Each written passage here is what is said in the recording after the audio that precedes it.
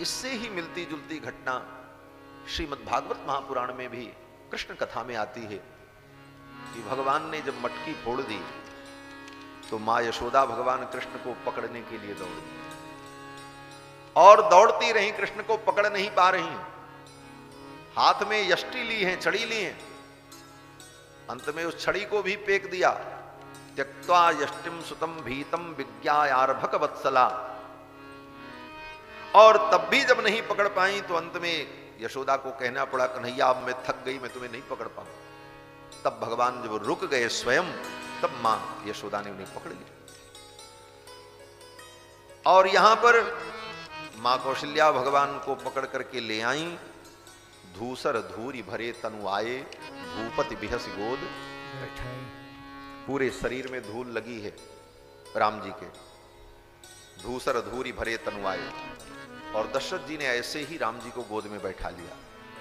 ये नहीं कहा कौशल्या जी से कि ले जाओ, इनका कपड़ा बदलो, इनको स्नान कराओ, इनके धूल झाड़ो ना। जैसे राम जी थे वैसे ही धूल से सने हुए राम जी आए, क्योंकि बच्चों के बीच में खेल रहे थे, और दशरथ जी ने गोद में बैठा लिया। ऐसी ही घटना कृष्णावतार में भी हुई, लेकिन वहां नंद बाबा ने कन्हैया को अपनी गोद में नहीं बैठाया। वहां भी यही स्थिति थी। भोक्षमाणो ब्रजाधिपः, ब्रजेंद्र ब्रजराज नंद बाबा भोजन करने के लिए बैठे थे और कृष्ण भगवान का स्मरण किया। यशोदा से कहा, जाओ कन्हैया को ले आओ। यशोदा रानी गई और कन्हैया को लेकर के आई। पूरे शरीर में धूल लगी थी। ठीक ऐसा ही दृश्य। धूल धूसरितांगस्त्वं पुत्रमज्जनमावह। नंद बाबा ने जब देखा तो नंद बाबा ने कहा, कन्हैया तेरे शरीर में धूल लगी है। धूल धूसरितांगस्त्वं पुत्रमज्जनमावह। जाओ बेटा पहले स्नान करो, कपड़े बदलो, तब आओ भोजन करने। और फिर कन्हैया को स्नान करना पड़ा।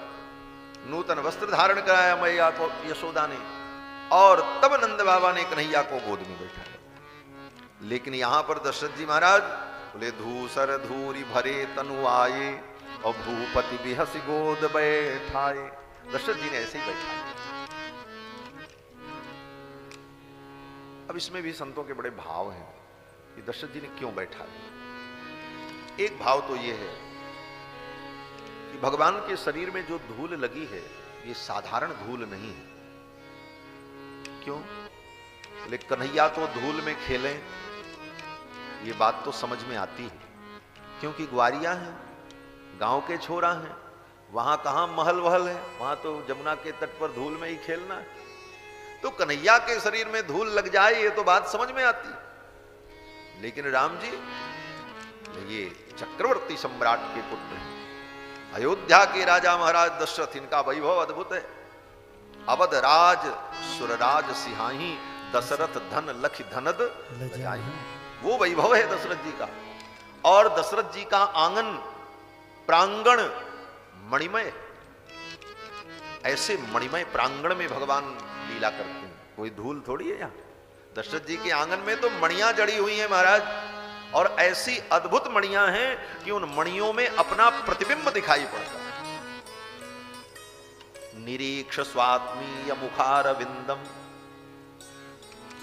भगवान की बाल लीला में वर्णन है कि भगवान जब बकैया बकैया चलते थे, दशरथ जी के प्रांगण में तो जो मणियां जड़ी, उन मणियों में उनका अपना प्रतिबिंब जब दिखाई पड़े, निरीक्ष स्वात्मीय मुखारविंदम, अपने मुखारविंद को उस मणि में देखकर, रत्नस्थले जानुचरक कुमार, रत्नस्थले, दशरथ जी के आंगन में वो सब रत्न जड़े थे, हीरे पन्ने पोखराज वैदूर्य दिव्य मणियां। और उन मणियों में जब भगवान को अपना प्रतिबिंब दिखाई पड़े, रत्नस्थले जानुचरक कुमार निरीक्ष स्वात्मीय मुखारविंदम, और अपने मुखारविंद को देखकर भगवान को लगता इसको मैं पकड़ लूं, और अपने प्रतिबिंब को पकड़ने की चेष्टा करते। और किस भाव से? कहते हैं, सीतेव स्वालिंगन भावमश्नुते, सीतेव स्वालिंगन भावमश्नुते। अपने ही प्रतिबिंब को देखकर भगवान मणिमय आंगन में उन प्रतिबिंबों को पकड़ने की चेष्टा करते और भगवान का ये भाव कि ये तो सीता जी, सीतेव स्वालिंगन भाव मश्नुते। आचार्यों का भाव है कि सीता जी कौन है? बोले सीता जी तो भूमिजा हैं, और भगवान जब भूमि पर आए अवतार लेते हैं अयोध्या में, तो श्री जी भगवान से दूर कैसे रहें? ये तो भगवान से कभी अलग होती नहीं। गिरा अर्थ जल बीच सम कहियत भिन्न न भिन्न, ये तो भगवान से कभी अलग होती नहीं। ये लीला है, लेकिन भगवान से ये कभी अलग नहीं होती। तो भगवान जब अयोध्या में प्रकट हैं तो सीता जी कहां रहें? बोले सीता जी को तो अभी 6 साल बाद प्रकट होना है जनकपुर में, क्योंकि 6 साल छोटी हैं राम जी से सीता जी। तो 6 साल तक सीता जी कहां रहें? भगवान से इनका वियोग न हो। तो सीता जी भूमि में आकर के प्रविष्ट हो गई, और कहां पर? बोले अयोध्या की भूमि में। और भगवान जहां जहां लीला करते हैं वहीं वहीं भूमि के अंदर सीता जी चलती रहे, और उस मणियों में सीता जी के ही रूप को भगवान देखते हैं। निरीक्ष स्वात्मीय मुखारविंदम सीतेव स्वालिंगन भावमश्नुते। सीता जी समझ करके उनका आलिंगन करने लगते, उस बिंब को पकड़ने की चेष्टा करने लगते। बात इतनी है कि ऐसे मणिमय प्रांगण में राम जी को धूल कहां से लग गई? धूसर धूरी भरे तनुआए। तो संतों का भाव है कि ये धूल जो राम जी को लगी है, ये धूल आंगन की धूल नहीं है, ये प्रांगण की धूल नहीं है। बोले तब? बोले ये भगवान शंकर के श्री विग्रह की, उनके श्री अंग की विभूति है। बोले वो विभूति कहां से आ गई? बोले भगवान शंकर राम जी की लीला देखने के लिए आते, कभी ज्योतिषी बनकर, कभी मदारी बनकर, कभी किसी रूप में। एक दिन भगवान आए लीला देखने के लिए भोले बाबा, और सोचने लगे आज मैं रघुनंदन को अपनी गोद में लेकर के दुलार करूं। और उस दिन भगवान अपने सखाओं के साथ निमीलन लीला कर रहे थे। निमीलन लीला क्या है? बोले छिपने की लीला जिसको कहते हैं। 4 बच्चे छिप गए, एक व्यक्ति चोर बना, अब वो सबको ढूंढे। ये खेल होता है बच्चों का, इसी को निमीलन लीला कहते हैं। तो भगवान निमीलन लीला कर रहे थे, भगवान जाकर के छिप गए और दूसरे सखा भगवान को ढूंढ रहे। तो शंकर भगवान ने सोचा यही मिलने का बहुत अच्छा मौका है, और जहां पर भगवान छिपे थे वहीं भोले बाबा जाकर के प्रकट हो गए। भगवान शंकर तो दिव्य हैं, विलक्षण शक्ति संपन्न हैं।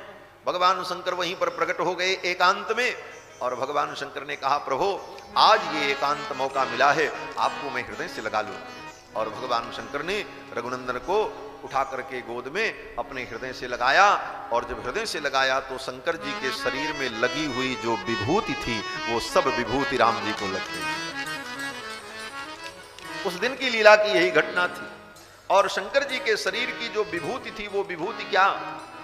बोले चिताभस्म नहीं। ऐसे तो भगवान शंकर चिताभस्म लगाते हैं, चिताभस्मो लेपः, चिताभस्म का लेप करते। लेकिन अयोध्या में भोले बाबा आते हैं तो उनका नियम बदल जाता है। क्यों नियम बदल जाता है? भोले बाबा सोचते हैं कि राम जी का दर्शन करने चलना है, और भगवान तो परम मंगलमय है। पवित्राणाम पवित्रम यो मंगलानाम च मंगलम। भगवान तो परम पवित्र मंगलमय है, और ये चिता की भस्म हमारे लिए तो ठीक है, जोगी के लिए ठीक है, औघड़ के लिए ठीक है, मसान जगाने वाले के लिए तो ठीक है, लेकिन भगवान के श्री अंग में ये चिता की भस्म लगे ये ठीक नहीं। इसलिए भगवान शंकर जब अयोध्या में भगवान का दर्शन करने आते हैं तो चिता भस्म लगा करके नहीं आते, आते ही पहले सरयू में स्नान करते हैं, और सरयू में स्नान करके संपूर्ण चिता भस्म को धुल देते हैं, और उसके बाद सरयू के तट की मिट्टी को लेकर, सरयू जी की रज को लेकर, अयोध्या की रज को लेकर के ही भगवान शंकर पूरे शरीर में विभूति धारण करते, और तब भगवान का दर्शन करने आते। भगवान शंकर चिता की भस्म धारण करते हैं, मुंडमाल धारण करते हैं। क्यों? भगवान के आदेश से। भगवान ने इनको आदेश दे रखा है कि आप चिता की भस्म धारण करो, मुंड की माला पहनो। पद्म पुराण में एक कथा है।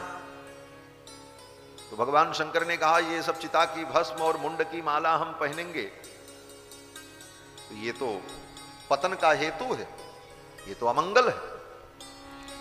तो भगवान ने कहा तुम्हारा अमंगल नहीं होगा, मेरे नाम का जप करते रहना, और मेरे नाम का अगर जप करोगे तो साज अमंगल मंगल राशि, तुम्हारा जो साज जो अमंगल है वह भी तुम्हारे लिए मंगल हो जाए नाम जप के प्रभाव से। और ये अमंगल वेश धारण करो। क्यों? बोले भगवान ने भोले बाबा से कहा, ये भोले बाबा का और भगवान का बड़ा अंतरंग समझौता है, भगवान शंकर का और भगवान श्री रघुनंदन का। क्या समझौता है? भगवान प्रभु श्री हरि ने कहा, हे महादेव, ये जितने असुर हैं, राक्षस हैं, ये सब अगर मेरी भक्ति करेंगे तो अनर्थ हो जाएगा। भगवान शंकर ने कहा क्यों? राम जी ने कहा कि ये जितने असुर हैं अगर ये मेरी भक्ति करेंगे तो मेरा तो नियम है कि मेरी भक्ति कोई अगर करता है तो वो कुछ भी करे मैं उसे दंड नहीं देता हूं, कितना भी अपराध करे मैं उसे दंड नहीं देता हूं। और ये आसुरी प्रकृति के प्राणी अगर मेरी भक्ति में लग गए तो मैं तो बंधन में पड़ जाऊंगा, इनको दंड नहीं दे पाऊंगा, और फिर ये इतने उद्दंड हो जाएंगे कि सारी दुनिया को त्रास देंगे। इसलिए आप एक काम करो। भगवान शंकर ने कहा क्या?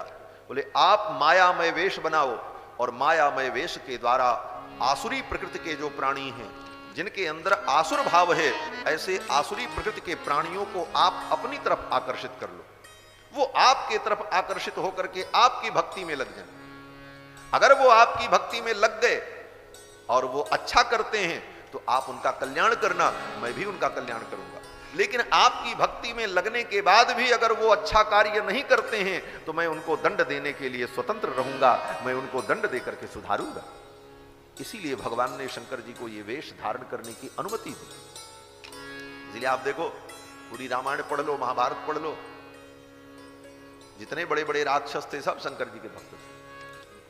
जब तक उन्होंने अच्छा किया तब तक भगवान कृपा करते रहे, और जब भी उन्होंने गड़बड़ किया तो फिर भगवान ने उनका वध किया, उनको दंड दिया।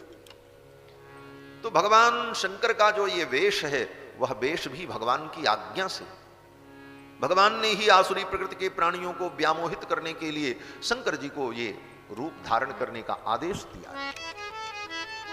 ये कथा पद्म पुराण में है। तो भगवान शंकर जब अयोध्या में आते हैं तो अपनी उस चिता की भस्म को सरयू जी में धो देते और सरयू जी के तट की पवित्र रज पूरे शरीर में लगा लेते और तब रघुनंदन का दर्शन करने आते। और आज निमीलन लीला में एकांत में रघुनंदन को गोद में लेकर के भगवान शंकर ने जब दुलार किया तो शंकर जी के शरीर की जो भस्म थी वो राम जी को लग गई और वही धूल लगी हुई है और राम जी आ गए। दूसर धूल भरे तनु आए, दूसर धूल भरे तनु आए, भूपति बिहसी गोद बैठाए, भूपति बिहसी गोद बैठाए, दूसर धूल भरे तनु आए, दूसर धूल भरे।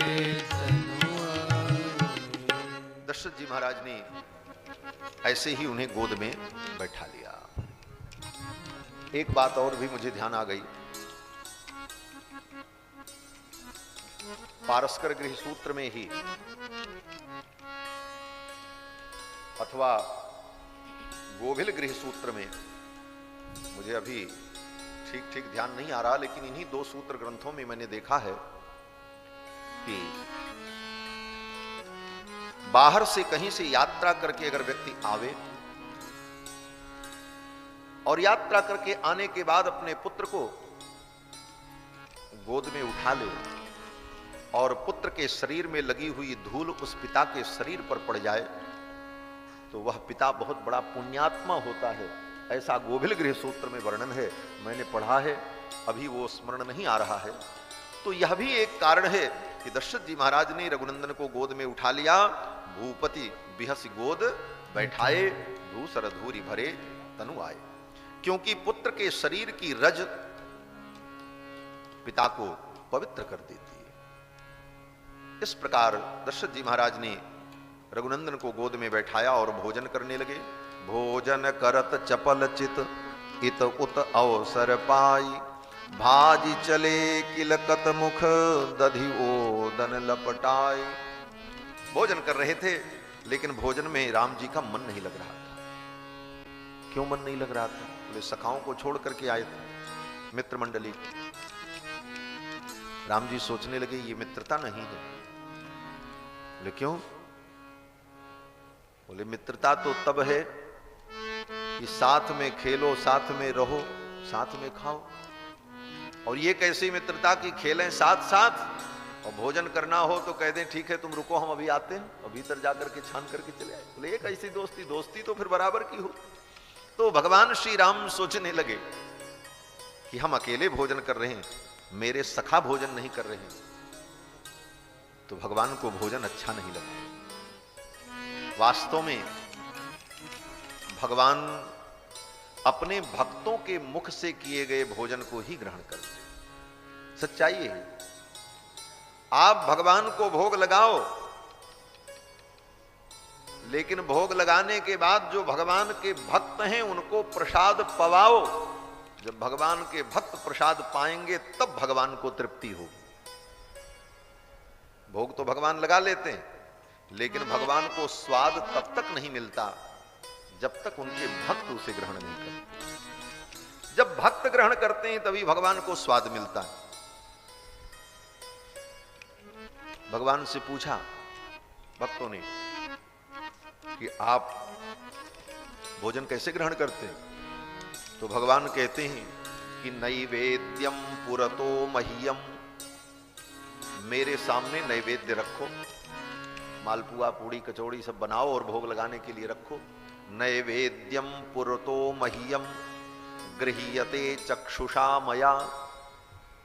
जब मेरे सामने नैवेद्य रखा जाता है तो मैं अपने आंखों से उसे ग्रहण कर लेता हूं, भगवान कहते हैं। इसीलिए भगवान को भोग लगाया जाता है तो खिलाया नहीं जाता, दिखाया जाता है। क्यों? बोले आंखों से भगवान ग्रहण करते हैं इसलिए भगवान को दिखाया जाता है। साधु समाज में आज भी लोग कहते हो भगवान को जल दिखा दो, ये नहीं कहते हैं भगवान को जल दिखा दो। बोले क्यों? बोले भगवान देख लेते हैं तो ग्रहण कर लेते हैं। स्वयं भगवान कहते हैं कि नैवेद्यम पुरतो मह्यम गृह्यते चक्षुषा मया। हमारे सामने नैवेद्य रखे तो हम देख करके उसे आंख से ग्रहण कर लेते। गृह्यते चक्षुषा मया। इसीलिए भगवान को भोग लगाने में दिखाने का ही महत्व। उनके सामने रखो, तुलसी डालो, भगवान ने देख लिया, भोग लग गया। इसीलिए हमारे संत कहते हैं कि भगवान की सेवा क्या है? बोले शालिग्राम भगवान को स्नान कराओ और धो करके चरणामृत पी लो और जो कुछ खाओ सब भगवान को दिखा दो, बस हो गई सेवा। धोए के पिए और दिखा करके खाए, संत कहें सो नरक न जाए। शालिग्राम भगवान की यही सेवा है। उनको धो करके पी लो और फिर उनके सामने जो कुछ भोजन तुम्हारे पास हो उनको दिखा दो, बस हो गया। गृह्यते चक्षुषा मया, देख करके भगवान ग्रहण कर लेते। तो भक्तों ने कहा महाराज ये कैसी परिपाटी है? आंखों से तो रूप का ग्रहण होता, रस का ग्रहण नहीं होता। रूप रस गंध स्पर्श शब्द, ये 5 विषय जो है इंद्रियों का, यही भोग है। भोग माने इंद्रियों से जो हम ग्रहण करते हैं उसी को कहते हैं भोग। और भोग जो है उसका एक निश्चित नियम होता है। भोग, भोग स्थान और भोग करण। भोग करण माने भोग करने की इंद्रियां। तो भोग, भोग स्थान, भोग करण, भोग साधन। तो रूप जो है यह एक भोग है और उस रूप भोग का भोग करने के लिए रूप को ग्रहण करने वाली आंख नाम की इंद्री होती है, तब उस विषय का भोग होता है। उसी प्रकार रस नाम का भोग और रस को ग्रहण करने के लिए रसना नाम की इंद्री रूपी साधन से उसका हम भोग करते। तो भक्त ने कहा महाराज आपने प्रसाद को कैसे ग्रहण कर लिया देख करके? रस तो मिला नहीं, रूप का तो ग्रहण हुआ लेकिन रस का ग्रहण नहीं हुआ। तो भगवान कहते हैं रस का ग्रहण मैं तब करता हूं जब मेरे भक्त भोजन करते हैं। भोजन मेरे सामने परोसा जाए तो मैं देख करके ग्रहण कर लेता हूं, लेकिन रस तो मैं तब लेता हूं जब मेरे भक्त उसे खाते हैं। नैवेद्यम पुरतो मह्यम गृह्यते चक्षुषा मया, रसम तु वैष्णव जिह्वाग्रे गृह्णामि कमलोद्भव। ब्रह्मा जी को बता रहे हैं भगवान। भगवान कहते हैं ब्रह्मन, जब मेरे भक्त भोजन करते हैं तो उनकी जिह्वा से मुझे रस मिल जाता है, और निवेदन तो केवल दर्शन से हो जाता है। दिखा दो तो मैं ग्रहण कर लेता हूं, लेकिन रस तो उन वैष्णव की जीभ से लेता हूं। तो भगवान को भोग लगाया दशरथ जी ने। भोजन करत बोल जब राजा, नहीं आवत तजिबाल समाजा। और फिर भोजन करत चपल चित, भोजन तो कर रहे हैं राम जी, लेकिन रस नहीं मिल रहा है। तो बोले रस तो तब मिलेगा जब भक्त लोग खाएंगे। रसम तो वैष्णव जिह्वाग्रे, इसलिए चित्त में आनंद नहीं आ रहा राम जी को। भोजन करत चपल चित, इत उत अवसर पाई। इधर उधर अवसर देखने लगे, मौका मिले तो मैं यहां से भागूं और अपने भक्तों के बीच में जाऊं। और तुरंत भगवान ने क्या किया, बोले दही और भात जो सामने रखा था उसी में हाथ ऐसे डाला, और हाथ डाल करके दही भात का एक लपेटा ऐसे लिया मुट्ठी में, और लेकर के भगवान पिताजी की गोद से उठ करके अपने मित्र की ओर भाग चले। भोजन करत चपल चित, इत उत अवसर पाई। भोजन करत चपल चित, इत उत अवसर पाई। भाज चले किलकत मुख, दधियोदन लपटाई। भाज चले किलकत मुख, दधियोदन लपटाई। हाँ दधियोदन लपटाई, दधियोदन लपटाई। आज चले किलकत मुख, दधियोदन लपटाई। अब इस पंक्ति का दो प्रकार से अर्थ किया जा सकता है। एक अर्थ तो यह है कि भाज चले किलकत मुख, भगवान भागे पिताजी की गोद से, और किलकारी मारते हुए मुख पर उनके किलकारी खिलखिलाहट प्रसन्नता झलक रही है। भाज चले किलकत मुख। और दधि ओदन लपटाए, दही और ओदन को हाथ में ऐसे लपेट लिया एक मुट्ठी और लेकर के भागे, एक अर्थ। और दूसरा अर्थ बोले भाज चले किलकत मुख, दधि ओदन लपटाए। भगवान भाग करके चले, लेकिन मुख में दही और भात लगा हुआ है। भाज चले किलकत मुख, दधि ओदन लपटाए, और गए। अब दोनों अर्थ ग्रहण कर लिया जाए तो कोई आपत्ति नहीं है। हमारे स्वामी जी महाराज तो दोनों अर्थ ग्रहण करते थे। पूज्य स्वामी जी महाराज कहते थे कि हाथ में भी भगवान ने लपेटा और मुख में तो लगा ही था, क्योंकि धोने का मौका नहीं मिला। मुख में भी लगा था और हाथ में भी ले लिया, दधि ओदन लपटाए और लेकर के गए। किसके लिए? बोले अपने सखाओं के लिए। भगवान के इतने सखा, बोले एक मुट्ठी में सबको तृप्ति होगी, वो भी राम जी की मुट्ठी, बालक की मुट्ठी। अभी तो भगवान बालक है। बोले उस मुट्ठी में कितना दही भात होगा, और सखा इतने हैं। लेकिन भगवान लेकर आए उन सखाओं को देने के लिए। बोले उतने ही दही भात से जितने सखा थे सब तृप्त हो गए। कैसे तृप्त हो गए? बोले ये विश्वंभर की मुट्ठी है, किसी अरे गहरे नथु खैरे की मुट्ठी नहीं है। सारे विश्व का भरण पोषण करने वाले परमात्मा, योसौ विश्वंभर देवो किम स्वभक्तानुपेक्षते। सारे विश्व का भरण पोषण करने वाले जो भगवान हैं, उन विश्वंभर की मुट्ठी थी, इसलिए एक एक कण सबको दिया और सब खा करके तृप्त हो गए। जितने सखा थे सबका पेट भर। एक सखा बचे रह गए। कौन? बोले काकभूषुंड जी। वो भी वहीं खेल रहे थे। भगवान जब बाल लीला करते हैं तो काकभूषुंड जी कौवे के रूप में उनके आसपास ही रह करके लीला का आनंद लेते। काकभूषुंड जी महाराज कहते हैं कि लरिकाई जहां जहां फिरई तहां तहां संग उड़ान।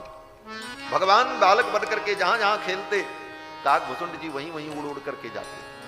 अपने भोजन की भी चिंता नहीं, क्या खाएंगे।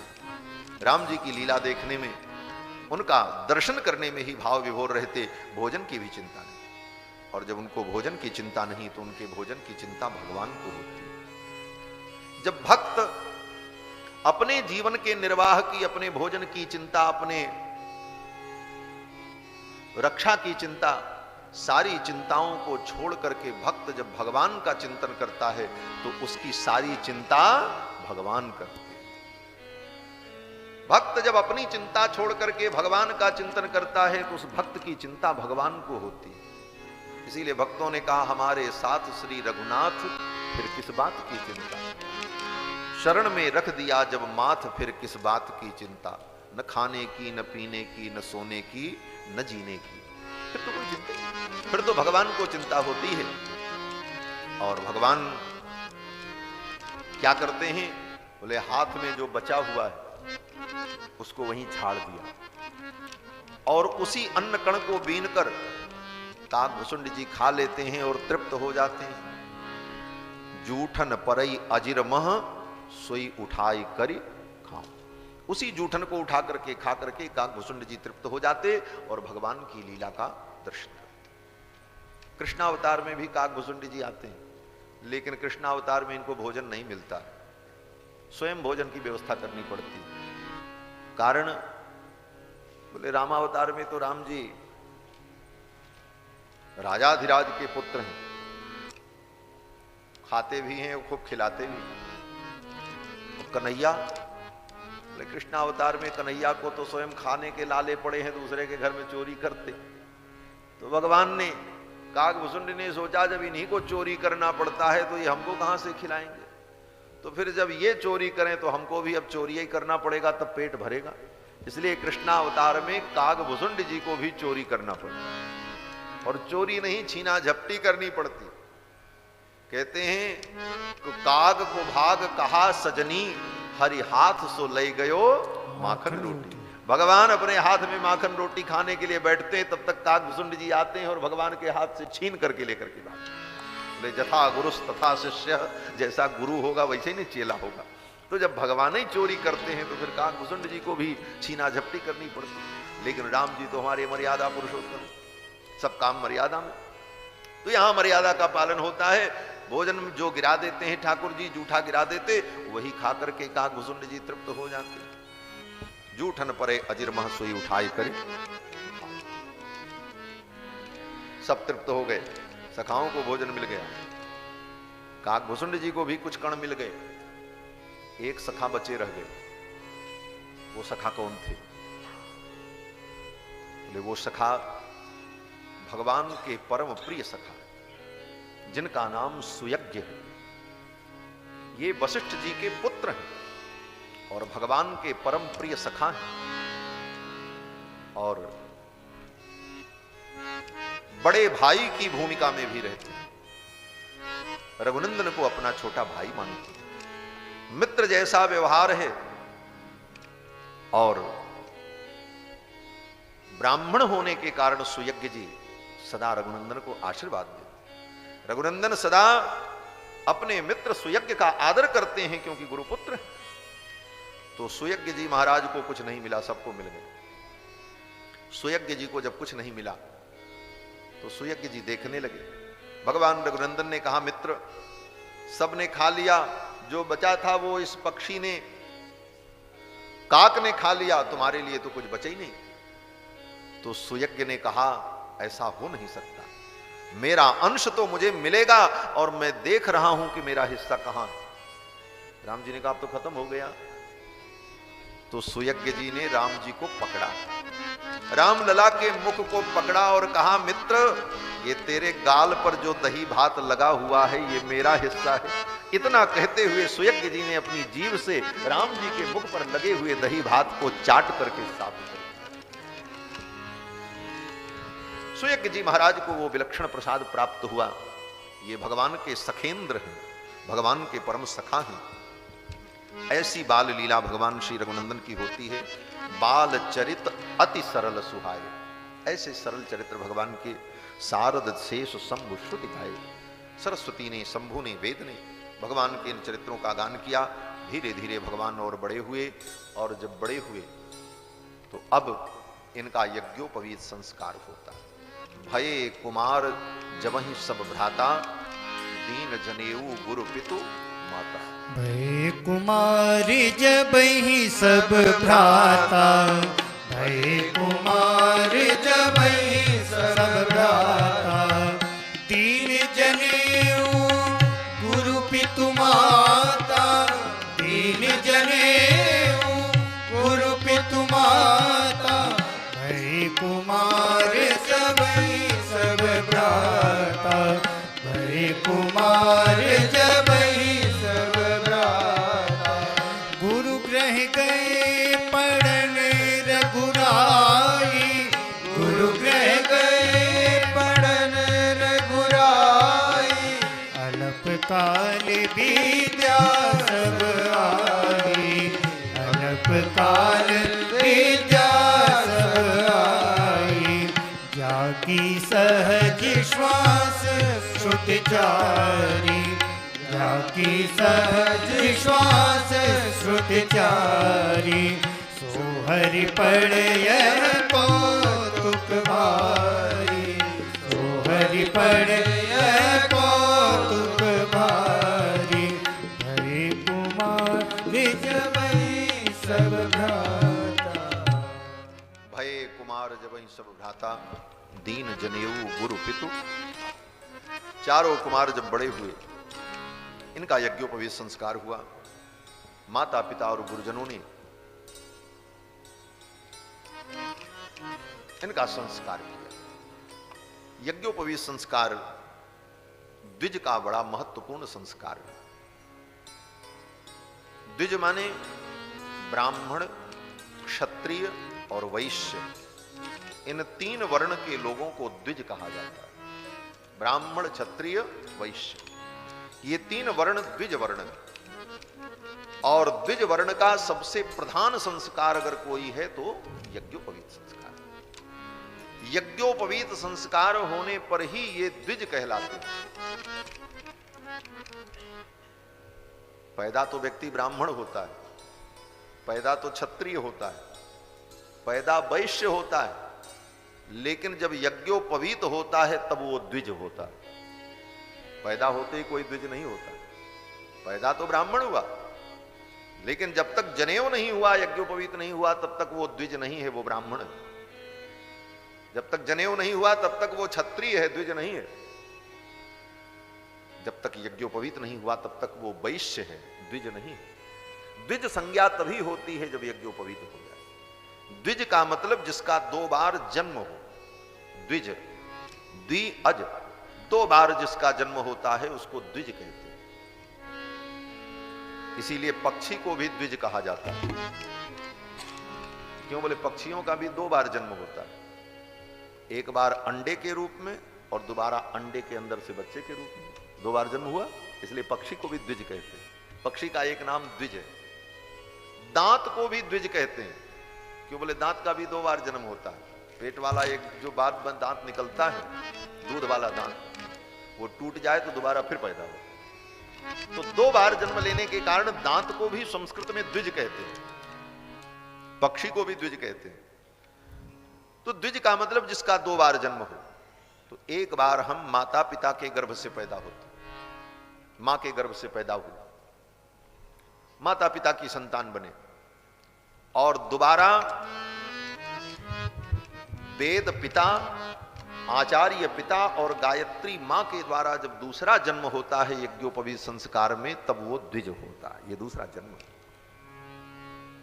यज्ञोपवीत संस्कार में आचार्य पिता और गायत्री मां, आचार्य के द्वारा जब गायत्री मंत्र का उपदेश होता है तो वेद माता गायत्री के द्वारा उसका द्वितीय जन्म माना जाता है, तब उसको द्विज कहते हैं।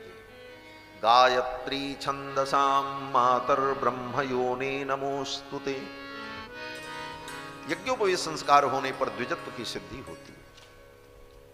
और यज्ञोपवीत संस्कार समय से हो और उस संस्कार के महत्व को हम समझें। आज ये स्थिति ये है कि ब्राह्मण, क्षत्रिय, वैश्यों के यज्ञोपवीत संस्कार विलुप्त हो रहे हैं। समय से यज्ञोपवीत संस्कार नहीं होता, और होता भी है तो लोग धारण नहीं करते। और आजकल तो एक बड़ी विडंबना चल पड़ी है कि लोग कहते हैं महाराज हमारे यहां तो विवाह में जनेऊ होता है। यही कह करके यज्ञोपवीत संस्कार की अवहेलना होती है। हमारे यहां तो विवाह में होता है, जब विवाह होता है तो उसी समय जनेऊ हो जाता है। विवाह का जनेऊ से कोई संबंध ही नहीं है। विवाह अलग संस्कार है और यज्ञोपवीत संस्कार अलग है। दोनों के काल में भी अंतर है और अनिवार्यता में भी अंतर है। यज्ञोपवीत संस्कार अनिवार्य है, विवाह संस्कार अनिवार्य नहीं। विवाह न भी करे, जीवन भर ब्रह्मचारी रहे, सन्यासी बन जाए, कोई आपत्ति नहीं, लेकिन यज्ञोपवीत तो करनी पड़ता। तो यज्ञोपवीत संस्कार अनिवार्य है, विवाह वैकल्पिक भी। और यज्ञोपवीत संस्कार में काल का भी नियम है। ब्राह्मण बालक का यज्ञोपवीत संस्कार अगर 16 वर्ष के पहले न हो जाए तो फिर ब्राह्मण पतित हो जाता है। क्षत्रिय का यज्ञोपवीत संस्कार 20 साल के पहले हो जाना चाहिए और वैश्य का 24 के पहले। इस प्रकार अगर काल का अतिक्रमण हो गया तो वह ब्राह्मण, क्षत्रिय, वैश्य पतित हो जाते हैं।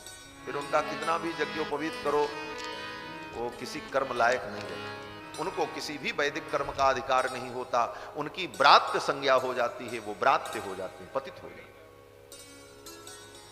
आज ये हमारे संस्कार क्षीण हो रहे हैं।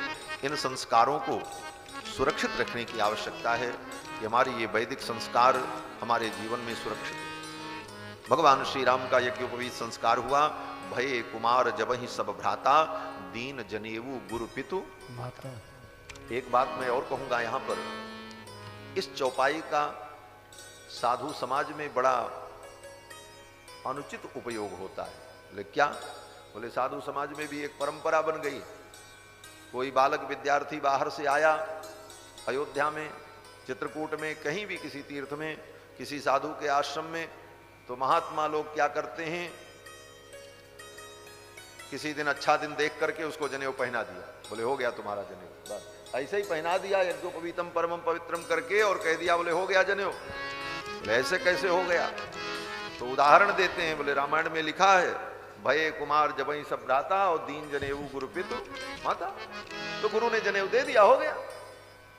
लेकिन इसको समझो, जनेऊ देने का मतलब यहां पर जो लिखा है विधि पूर्वक यज्ञोपवीत संस्कार। इस तरह से संस्कारों को लोप मत करो। संस्कारों का लोप ठीक नहीं है। विधि पूर्वक सारे संस्कार होने चाहिए और उसकी विधि है देवताओं का पूजन, होम, क्षौरादि कर्म, भिक्षाचरण, ये सारे कार्य जब संपन्न होते हैं तब यज्ञोपवीत संस्कार संपन्न होता है। तो भये कुमार जबहि सब भ्राता, दीन जनेऊ गुरु पितु माता। भये कुमार जबहि सब भ्राता, भये कुमार जबहि सब भ्राता, दीन जनेऊ गुरु पितु माता, दीन जनेऊ गुरु पितु माता। गुरु ग्रह गए पढ़न रघुराई, गुरु ग्रह गए पढ़न रघुराई, अल्पकाल विद्या सब आई, अल्पकाल विद्या सब आई, जाकी सहज श्वास सुधि जारी, जाकी सहज श्वास सुधि जारी, सोहरि पड़े यह कौतुक भारी, सोहरि पड़े यह कौतुक भारी, विद्या विनय निपुण गुणशीला, विद्या विनय निपुण गुणशीला, खेल ही खेल सकल नभ लीला, खेल ही खेल सकल नभ लीला। चारों कुमारों का यज्ञोपवीत संस्कार हुआ। गुरुकुल में पढ़ने गए। गुरु गृह गए पढ़न रघुराई, अल्पकाल विद्या सब आई। अल्पकाल में समस्त विद्याओं को प्राप्त कर लिया। हमारे मध्य में अयोध्या के प्रतिष्ठित स्थान श्री तपस्वी जी की छावनी, जो बगल में ही स्थान है, बड़ा ही प्रसिद्ध तपःपूत स्थान है। ऐसे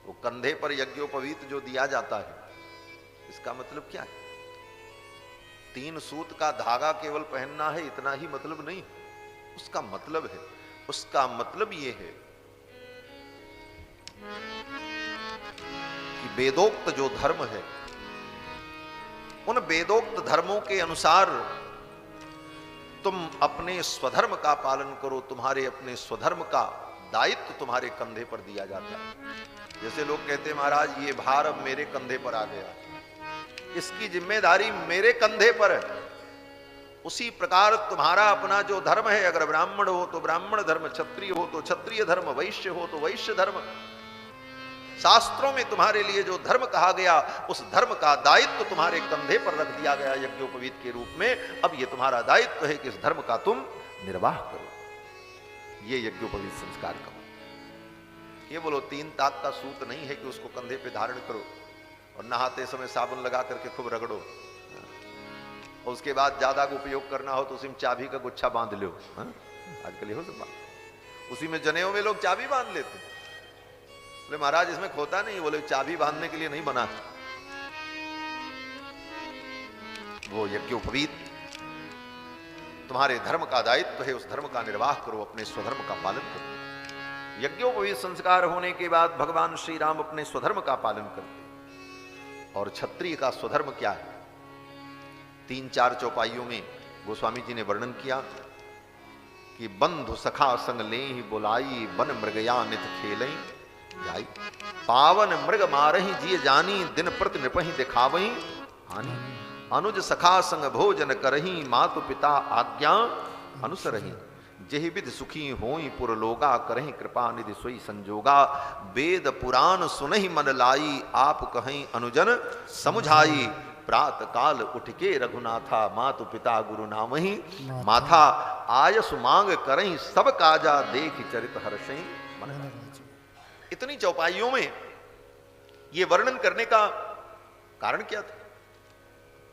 ये बात तो आगे भी गोस्वामी जी कह सकते थे, लेकिन यज्ञोपवीत संस्कार के ठीक बाद, गुरुकुल से आने के बाद अब राम जी की दिनचर्या क्या है, इसका वर्णन। अर्थात यज्ञोपवीत संस्कार होने के बाद कामाचार, काम भक्ष, काम भाषण, इन सबसे मुक्त होकर के व्यक्ति को नियमबद्ध होना पड़ता है।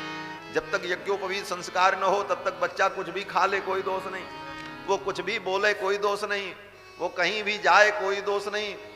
लेकिन यज्ञोपवीत के बाद काम भक्ष, काम भाषण, काम चरण, इन सब का त्याग करके नियमबद्ध होना पड़ता है।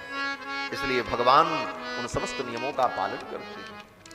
बंधु सखा संग लेहि बुलाई, बन मृगया नित खेलहि जाई, पावन मृग मारहि जिय जानी।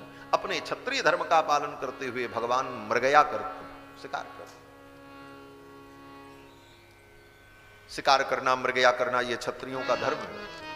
वाल्मीकि रामायण में महर्षि वाल्मीकि वर्णन करते हैं कि यदा हि हयमारूढ़ो मृगयाम याति राघव, रघुनंदन जब मृगया करने के लिए जाते हैं तो लक्ष्मण जी उनके साथ जाते हैं, भैया भरत साथ में जाते हैं, और भगवान वन में जाकर के मृगया करते हैं, शिकार करते हैं।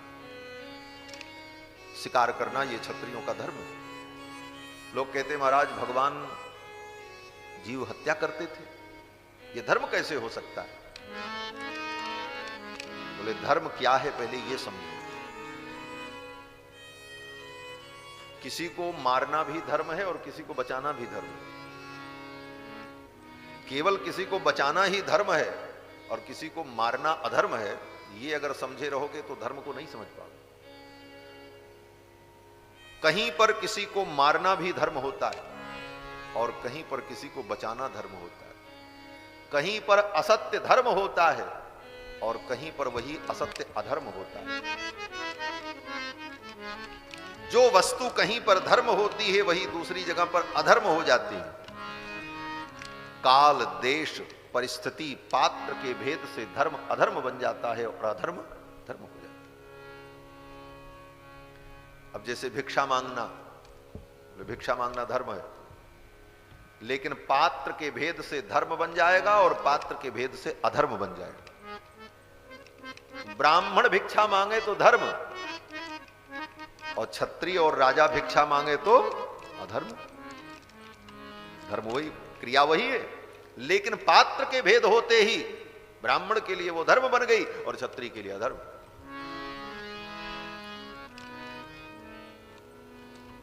किसी स्त्री का काम भाव से स्पर्श करना ये ब्रह्मचारी के लिए अधर्म, लेकिन वही ब्रह्मचारी जब गृहस्थ धर्म में चला जाए और अपनी पत्नी का उस भाव से स्मरण करे तो उसके लिए वही धर्म, क्रिया वही। लेकिन कहीं पर काल देश परिस्थिति से वो अधर्म है, दूसरे जगह धर्म है। किसी को गाली देना धर्म और किसी को गाली देना अधर्म। कैसे? बोले किसी को ऐसे गाली दो तो अधर्म, और आपके दरवाजे पर बारात आवे, दुल्हा आवे तो बारातियों को, दुल्हा को गाली दो तो वो धर्म। देते नहीं, फिर वहां पर वही धर्म है।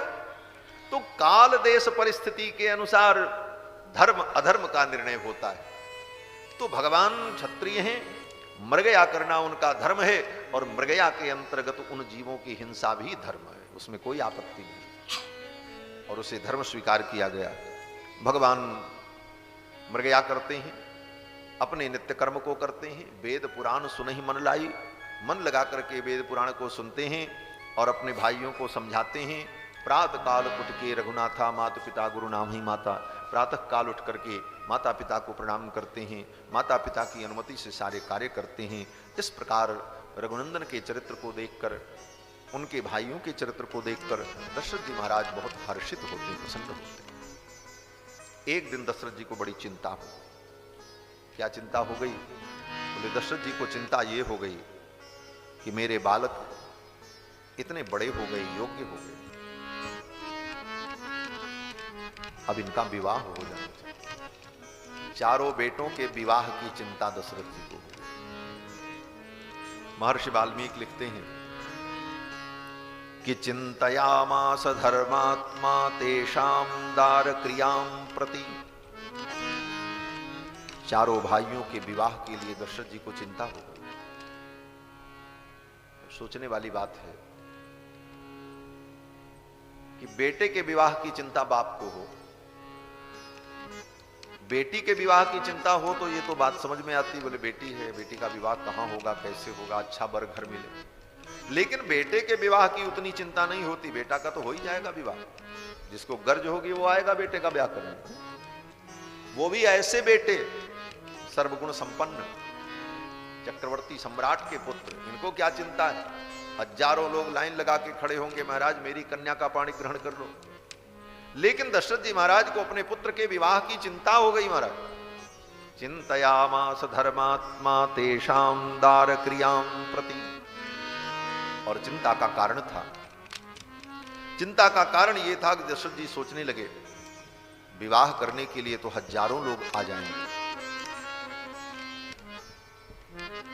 लेकिन विवाह तो सफल तभी होता है जब वर कन्या में समानता हो, गुण की समानता, वय की समानता, कुल की समानता, विचारों की एकता, ये सारी चीजें जब मिलती हैं तभी गृहस्थ जीवन सुखमय होता है। गृहस्थ जीवन में गृहस्थ रूपी रथ के दो पहिए हैं, एक पति एक पत्नी, और दोनों पहिया बराबर हो तब रथ ठीक चलेगा। और रथ का एक पहिया लगा दो जो है स्कूटी का, और एक तरफ लगा दो ट्रैक्टर वाला बड़का, तो रथ कैसे चलेगा? वो गृहस्थ जीवन कैसे चलेगा? जब तक समानता नहीं होगी विचारों की, व्यवहार की, चिंतन की, कुल की, गुण की। इसीलिए हमारी भारतीय परंपरा में विवाह के पहले इन सब विषयों पर विचार किया जाता है। कुंडली मिलाओ, गोत्र पूछो, खानदान पूछो, परंपराओं को जानो। ये सब विचार करने के बाद जब विवाह होता है तब निर्वाह होता है। और इन सब विषयों पर विचार करके विवाह जब नहीं होता, वह खाली चेहरवा देख के विवाह जब होता है तो बस वो चेहरा ही तक रह जाता है। 3 साल 2 साल बीतते बीतते कोर्ट कचहरी की हाजिरी शुरू हो जाती है और दूर दूर तक संबंध समाप्त हो जाते हैं। क्यों? बोले वहां निर्वाह नहीं होता। तो संबंध, विवाह, गृहस्थ जीवन तभी सफल है जब कुल, गोत्र, गुण, इन सब में सामंजस्य हो। तो दशरथ जी सोचने लगे मेरे पुत्र इतने योग्य हैं, इतने सुंदर हैं, इनकी योग्यता के अनुकूल, इनकी सुंदरता के अनुकूल, हमारी खानदान की शोहरत और परंपरा के अनुकूल ऐसी कन्या कहां मिलेगी, ये चिंता का विषय था। और दशरथ जी को जब चिंता हुई कि चिंतयामास धर्मात्मा तेषाम दार क्रियाम प्रति, उसी समय विश्वामित्र जी को भी चिंता हुई। श्री विश्वामित्र जी महाराज बक्सर में सिद्धाश्रम में गंगा के तट पर विश्व कल्याण के लिए यज्ञ कर रहे थे, लेकिन उनका यज्ञ पूरा नहीं हो रहा था। मारीच और सुबाह हुआ करके उनके यज्ञ में विघ्न कर रहे थे। जब जब वो यज्ञ प्रारंभ करें, एक दिन बीते, 2 दिन बीते, तब तक तीसरे दिन चौथे दिन आकर के असुर यज्ञ विध्वंस कर देते। यज्ञ पूरा ही नहीं हो पाता। तो विश्वामित्र जी को भी चिंता हो गई कि अब यज्ञ कैसे पूरा हो। गाधि तनय मन चिंता व्यापी, हरि बिनु मरहि न निश्चर पापी। गाधि तनय मन चिंता व्यापी, हरि बिनु मरहि न निश्चर पापी। तब मुनिवर मन कीन विचारा, प्रभु अवतरे हरन मही भारा। तब मुनिवर मन कीन विचारा, प्रभु अवतरे हरन मही भारा।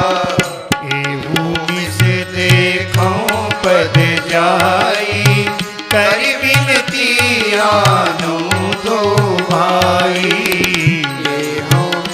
देखो पद जाए, कर बिनती आनो दो भाई।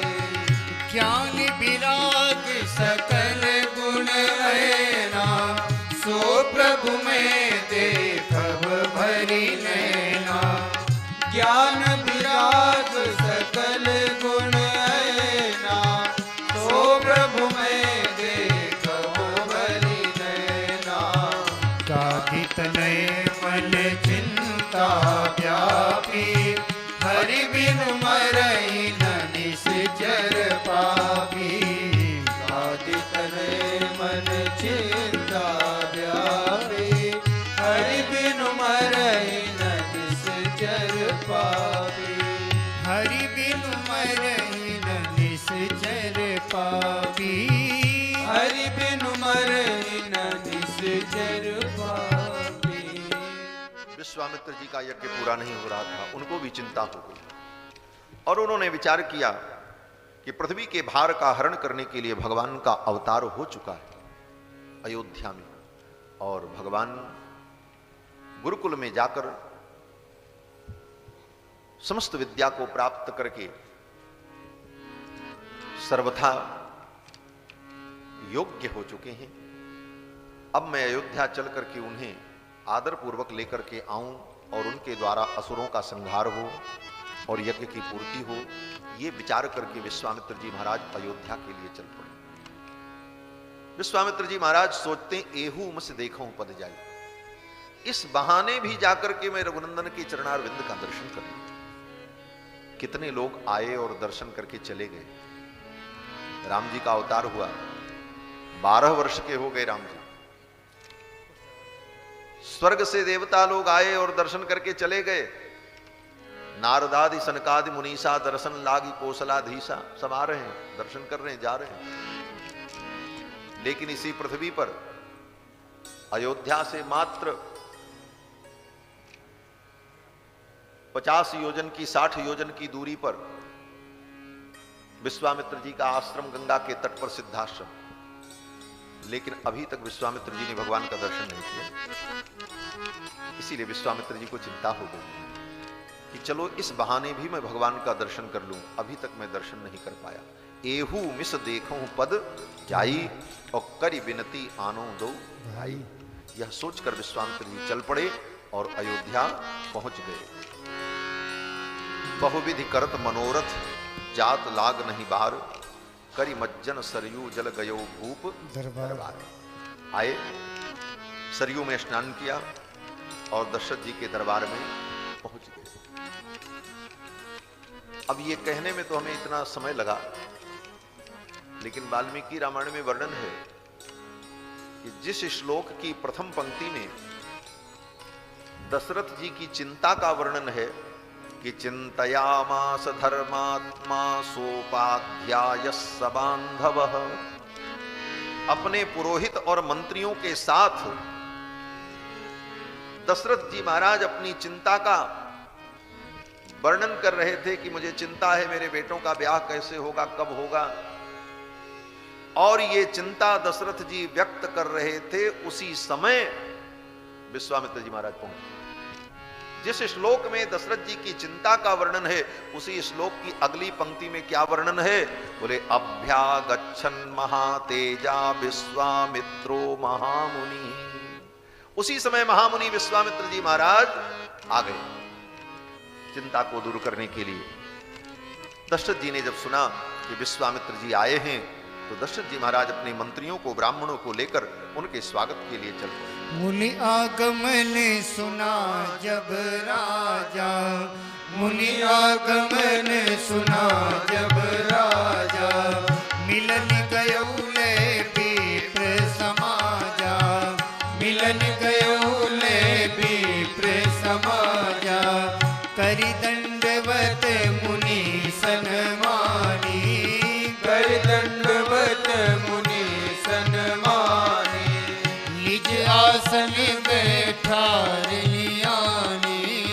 निज आसन बैठारनियानी, चरण पखार कीन अति पूजा, चरण पखार कीन अति पूजा, मौसम आज धन्य नहीं दूजा, मौसम आज धन्य नहीं दूजा, विविध भांति भोजन करवावा, विविध भांति भोजन करवावा, मुनिवर हृदय हरस अति पावा, मुनिवर हृदय हर्ष अति पावा, मुनि आगमन सुना जब राजा, मुनि आगमन सुना जब राजा, सुना जब राजा, सुना जब राजा। विश्वामित्र जी के आगमन का समाचार सुनकर दशरथ जी महाराज अपने मंत्रियों को, ब्राह्मणों को, पुरोहितों को लेकर के दौड़ पड़े। जाकर के दंडवत प्रणाम किया, आदर पूर्वक लेकर के आए, अपने आसन पर ही विराजमान किया, चरण प्रक्षालन किया, चरण पखार कीन अति पूजा, और फिर उस जल को पूरे महल में छिड़का, और फिर विविध प्रकार के व्यंजन भोजन कराए। और भोजन करके जब दशरथ विश्वामित्र जी महाराज तृप्त हो गए, उनकी थकावट दूर हो गई, श्रमापनयन हुआ, क्योंकि पैदल आए थे, श्रम था, श्रम दूर हुआ, भोजन करके तृप्ति हुई, प्रसन्नता हुई। तब दशरथ जी ने सोचा कि अब गुरुदेव प्रसन्न है, अब इनके चरणों में मैं बालकों को प्रणाम कराऊं तो मेरे बालकों को इनका आशीर्वाद मिल जाएगा। आशीर्वाद लेने की यही विधि है, पहले सेवा करो, प्रसन्न करो, जब मन गदगद हो जाएगा, प्रसन्न हो जाएगा, तभी आशीर्वाद मिलेगा। इसलिए विश्वामित्र जी महाराज की पहले दशरथ जी ने सेवा की, विविध भांति भोजन करवावा, मुनिवर हृदय हरस अति पावा, और इसके बाद बोले पुनि चरणन मेले सुत चारी। तब चारों पुत्रों को बुला करके विश्वामित्र जी के चरण में प्रणाम कराया। चारों कुमारों ने जब प्रणाम किया तो विश्वामित्र जी ने सबको आशीर्वाद दिया। लेकिन जब राम जी को देखा विश्वामित्र जी ने, तो विश्वामित्र जी राम जी को देखते ही रह गए। विश्वामित्र जी सुध बुध भूल गए, राम देख मुनि देह विसारी। राम जी को देख करके विश्वामित्र जी को सुध बुध भूल गई, और भय मगन देखत मुख शोभा। भय मगन देखत मुख शोभा, भय मगन देखत मुख शोभा, जनु चकोर पूरण ससिलोभा, जनु चकोर पूरण ससिलोभा, भय मगन देखत मुख शोभा, भय मगन देखत मुख शोभा, भय मगन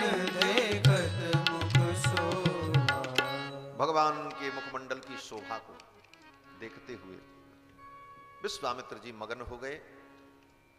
गोस्वामी जी कहते हैं जैसे चकोर चंद्रमा को देखकर एक टक देखता रहता है, उसी प्रकार अपलक नेत्रों से विश्वामित्र जी भगवान के मुख कमल का, मुख चंद्र का दर्शन करने लगे। फिर तो दशरथ जी ने पूछा कि हे मुनिवर, के ही कारण आगमन तुम्हारा, आपके आगमन का कारण क्या है? मैं आपकी क्या सेवा कर सकता हूं?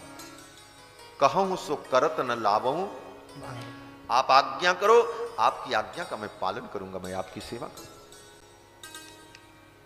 तब विश्वामित्र जी ने श्री दशरथ जी की बड़ी प्रशंसा की।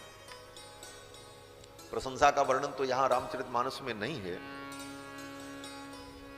लेकिन वाल्मीकि रामायण में वर्णन है कि पहले विश्वामित्र जी ने दशरथ जी की बड़ी प्रशंसा की, और प्रशंसा करते हुए विश्वामित्र जी ने कहा कि सदृशम राजसार्दूल, हे राजन, तुम्हारे समान तवैवं भुवि नान्यतः, तुम्हारे समान तो इस पृथ्वी पर कोई राजा ही नहीं है। तुम तो अद्भुत हो राजन, तुम्हारे जैसा कोई हो नहीं सकता, होना भी चाहे तो नहीं हो सकता। क्यों? बोले महावंश प्रसूतस्य, ऐसे पवित्र वंश में आपका जन्म हुआ है, जिस वंश में सगर, भगीरथ, रघु, दिलीप, ककुस्थ ऐसे महापुरुष पैदा हुए। ऐसे पवित्र कुल में महावंश प्रसूतस्य, आपकी कोई क्या बराबरी कर सकता है? और इतना ही नहीं, वसिष्ठ व्यपदेशिनः, वशिष्ठ जैसे जिसके गुरु हों, वशिष्ठ जैसा परम ज्ञानी ब्रह्मर्षि जिसका कुल गुरु हो, उसकी कितनी भी प्रशंसा की जाए कम है। हे राजन, सदृशम राजसार्दूल तवैवं भुवि नान्यतः, तुम्हारे समान धर्मात्मा, पुण्यात्मा, भाग्यशाली, यशस्वी इस पृथ्वी पर कोई हो नहीं सकता। बड़ी लंबी प्रशंसा विश्वामित्र जी ने दशरथ जी की। क्यों प्रशंसा की? विश्वामित्र जी इसलिए प्रशंसा करते हैं कि दशरथ जी प्रशंसा के पात्र हैं। जो प्रशंसा का पात्र हो उसकी प्रशंसा करनी चाहिए। और दूसरा प्रयोजन, बोले दूसरा प्रयोजन यह है कि अगर तुम्हें सामने वाले व्यक्ति से कोई काम करवाना है तो पहले उसकी प्रशंसा करना सीख लो। कुछ प्रशंसा करोगे, उसका गुण गाओगे तो प्रसन्न होगा, तुम्हारा कार्य करेगा। क्यों? बोले प्रशंसा सबको प्रिय लगती है। ये दुनिया तो प्रशंसा की ही भूखी है। आदमी प्रशंसा के लिए ही तो मर रहा है कि लोग मेरी प्रशंसा करें, मेरा गुण गावें, मुझे अच्छा कहें। क्यों? बोले ये अच्छा लगता है सुनने में। जब किसी को कोई अच्छा कहता है तो उसे सुनकर के अच्छा लगता है कि भाई हमको लोग अच्छा कहते हैं। प्रशंसा सबको प्रिय। और की तो बात क्या कहें जब भगवान को प्रिय है, भगवान को भी प्रिय है।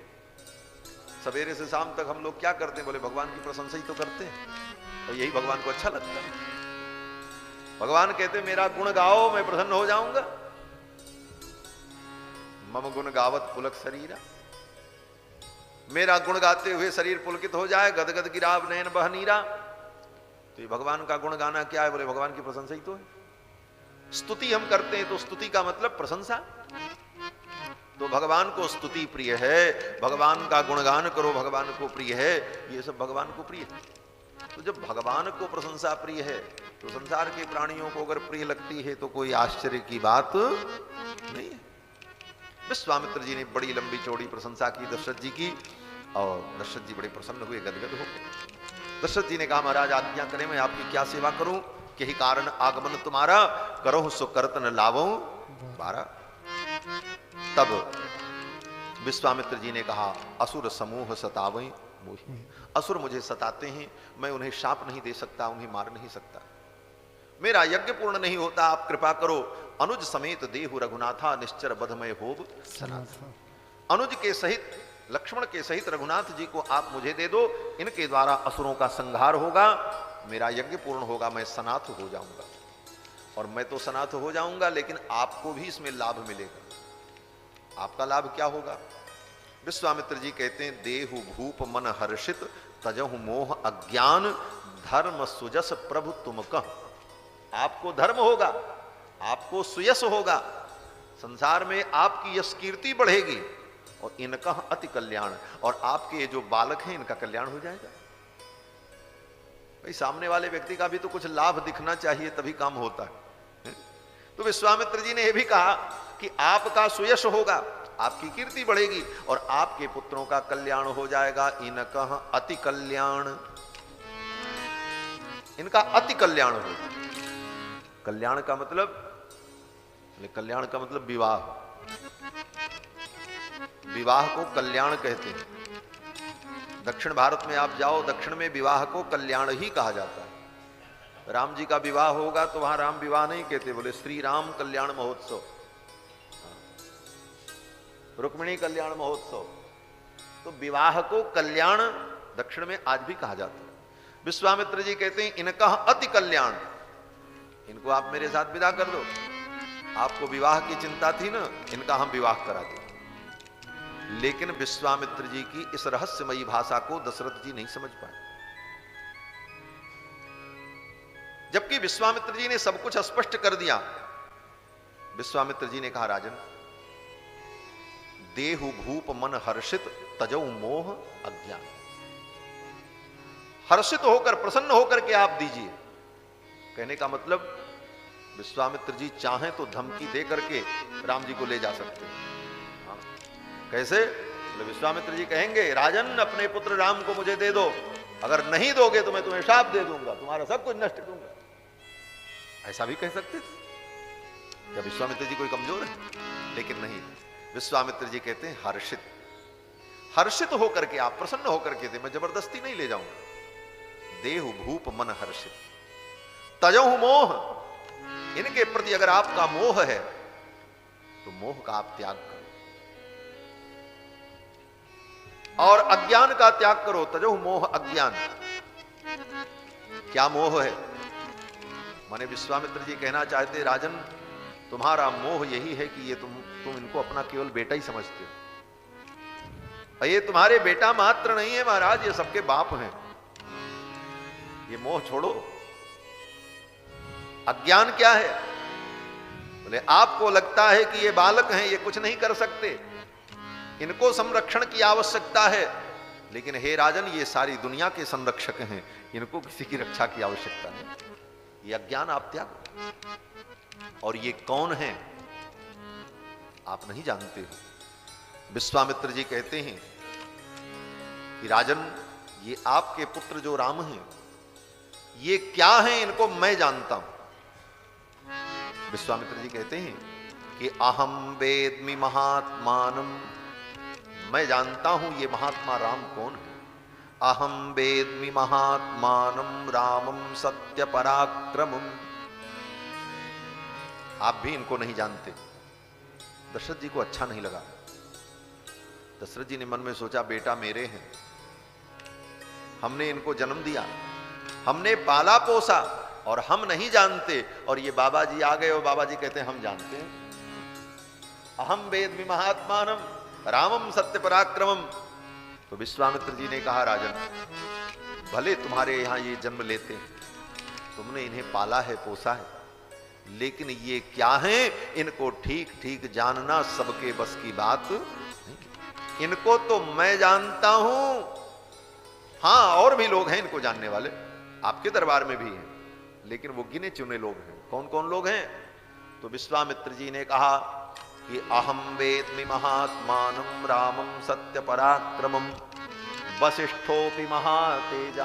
आपके दरबार में बैठे हुए आपके ये गुरु जी जो वशिष्ठ जी हैं, ये जानते हैं कि ये कौन है। वसिष्ठोपि महातेजा। और भी लोग जानते हैं। और कौन है?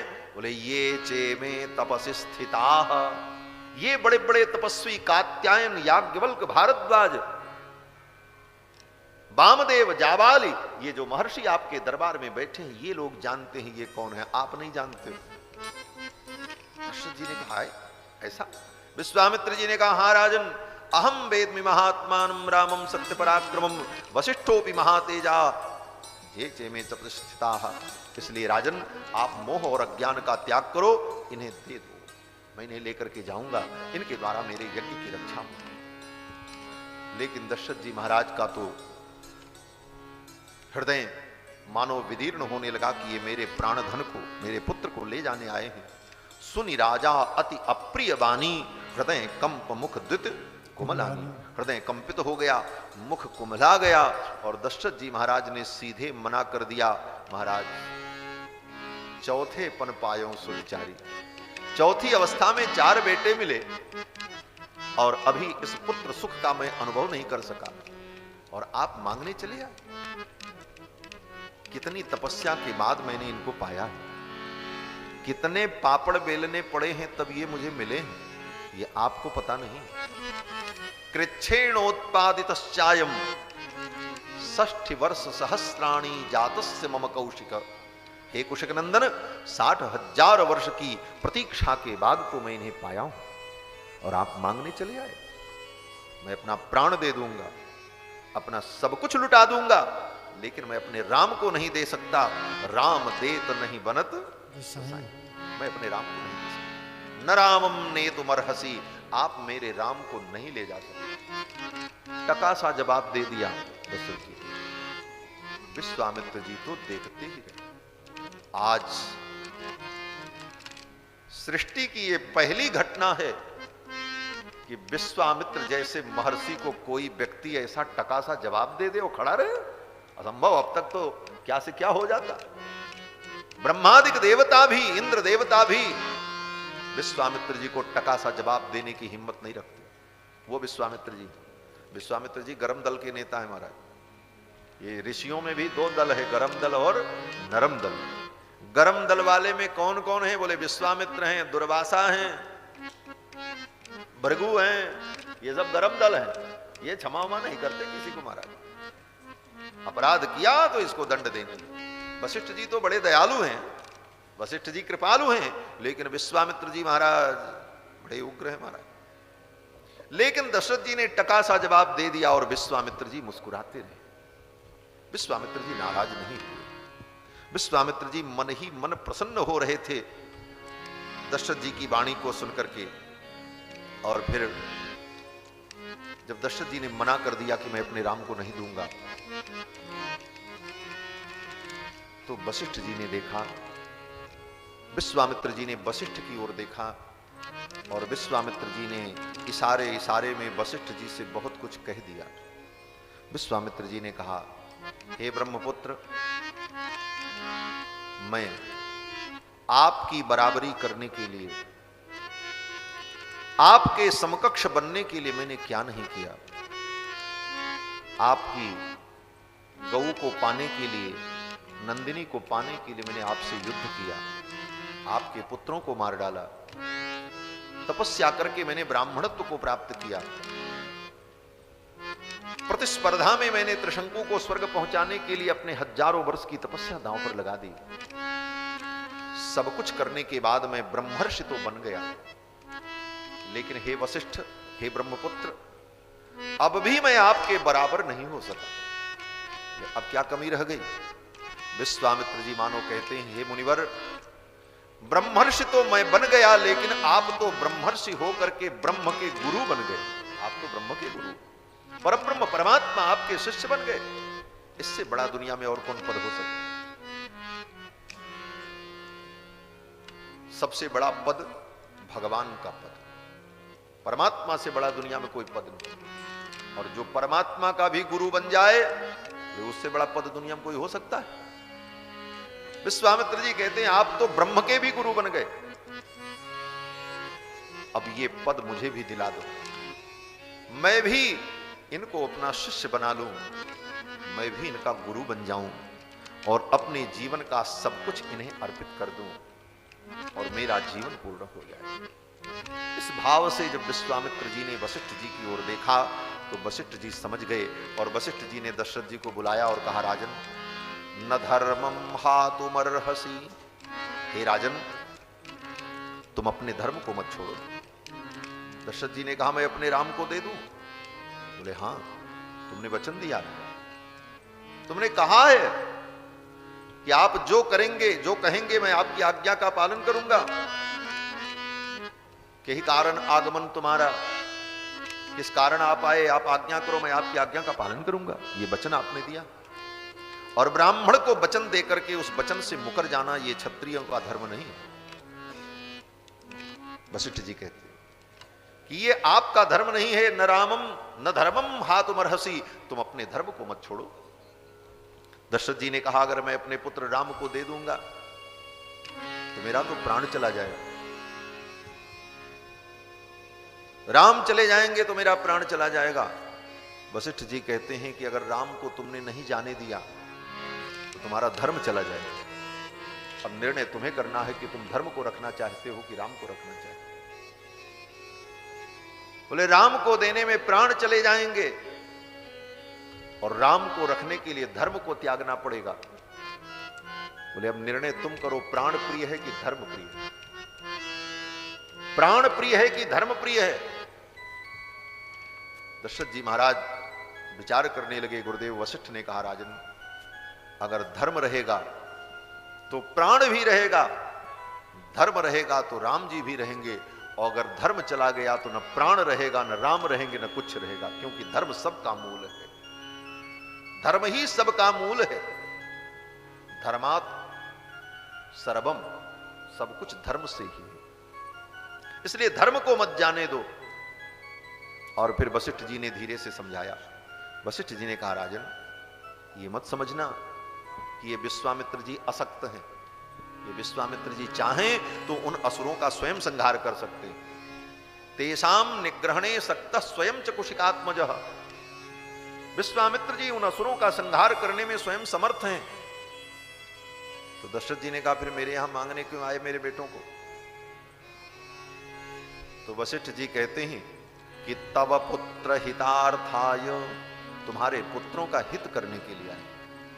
ऐसा हित ऐसी दुनिया में होगा कि स्वयं छोटा बनकर, भिखारी बनकर आपके दरवाजे पर चल करके आवे और आपसे याचना करे, और उद्देश्य क्या हो? बोले आपका हित। ऐसा हित ऐसी दुनिया में कौन? वशिष्ठ जी कहते हैं तब पुत्र हितार्थाय त्वाम उपेत्याभियाचते, तुम्हारे पुत्रों का हित करने के लिए तुम्हारे द्वार पर याचना करने के लिए आए हैं। इसलिए हे राजन, संदेह का त्याग करो और इनके साथ रघुनंदन को विदा करो। गुरु जी के कहने पर दशरथ जी का मोह समाप्त हो। तब वशिष्ठ बहुविधि समझावा। बहुत प्रकार से जब वशिष्ठ जी ने समझाया तो दशरथ जी का मोह समाप्त हो गया, और दशरथ जी महाराज ने आदर पूर्वक अपने दोनों पुत्रों को बुलाया और विश्वामित्र जी को सौंप दिया। अति आदर दो तनय बुलाए, अति आदर दो तनय बुलाए, हृदय लाई बहु बाति सिखाए, हृदय लाई बहु बाति सिखाए, मेरे प्राणनाथ सुत दो, मेरे प्राणनाथ सुत दो, तुम मुनि पिता आन नहीं को, तुम मुनि पिता आन नहीं को, अति आदर दो तनय बुलाए। आदर पूर्वक अपने दोनों पुत्रों को बुलाया और विश्वामित्र जी को सौंप दिया। सौंपे भूप ऋषि सुत बहुविधि दे आशीष, आशीर्वाद दे करके दोनों कुमारों को विश्वामित्र जी को सौंप दिया। और दशरथ जी ने कहा गुरुदेव, अब आज से आप ही इनके पिता, मेरे प्राणनाथ सुत दो, तुम मुनि पिता। अब आप इनके पिता हो, संभालो, अपने दोनों बच्चों को सौंप दो। ये पिता कहने का भाव क्या है? दशरथ जी ये भी कह सकते थे अब आप इनके गुरु जी हो, आप संभालो अपने चेलों। लेकिन दशरथ जी कहते हैं तुम मुनि पिता, अब आप ही इनके पिता। पिता कहने का भाव ये है कि जब वशिष्ठ जी ने कान में धीरे से बता दिया दशरथ जी को कि राजन, आप चिंता कर रहे थे ना कि मेरे बेटों का ब्याह कैसे होगा, ये विश्वामित्र जी आए हैं, इनके साथ विदा करो, ये ले जाएंगे, ब्याह करा करके बहू के सहित लेकर के आए, आपका काम बन जाएगा। इसीलिए आए हैं विश्वामित्र जी। तो दशरथ जी बड़े प्रसन्न हो गए और दशरथ जी ने तुरंत कुमारों को विश्वामित्र जी को सौंप दिया। और सौंपते समय दशरथ जी ने कहा, गुरुदेव आप मेरे बच्चों को ले जाओ, इनका ब्याह करा देना। ब्याह अगर तय हो जाए तो हमें सूचना मिलेगी, लेकिन अगर किसी कारण से मेरे तक सूचना पहुंचने में विलंब हो तो चिंता मत करना, पिता के जगह पर आप ही खड़े हो जाना और भूमिका का निर्वाह कर देना, मेरे बेटों का ब्याह करा देना। तुम मुनि पिता आन नहीं हो, आप ही पिता बन जाना, क्योंकि गुरु तो पिता के तुल्य ही होता है। तो पिता की भूमिका में आप मेरे पुत्रों का विवाह संपन्न करा देना। ऐसा कह करके तुरंत अपने दोनों पुत्रों को विश्वामित्र जी को सौंप दिया।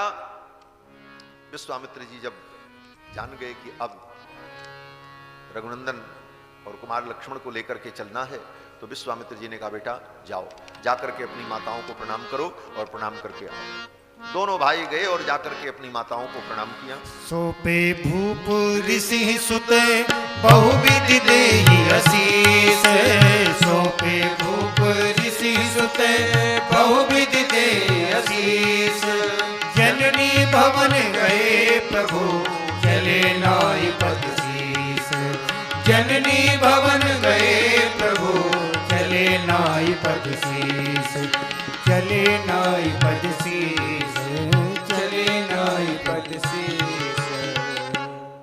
गुरुदेव ने कहा, जाओ माताओं को प्रणाम करो और बेटा चलो, देर हो रहा है। दोनों भाइयों ने जाकर के माताओं को प्रणाम किया।